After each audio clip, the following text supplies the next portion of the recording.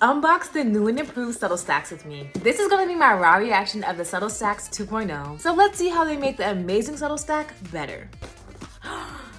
Ooh! Say hello to stack 2.0. Oh my gosh, look how cute. This makeup bag is so cute. So many goodies, let's get into them. So first I'm opening the mirror lid and brush base. A brush in the mirror now in the stack. So convenient. Next is the dry brush cleaner. You can now add the dry brush cleaner with any part of the stack.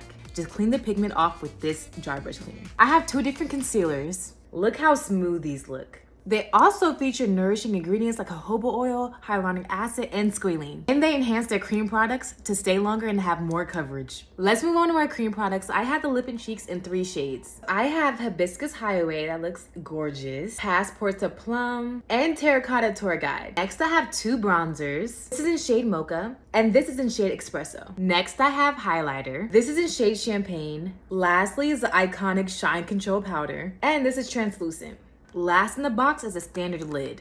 Oh wait, I forgot to mention the pods are refillable. You just pop it out and you can refill it with another product. I am loving the color and all the new improvements. And when you open the mirror, it goes to your first product, which for me is the Shine Control Powder.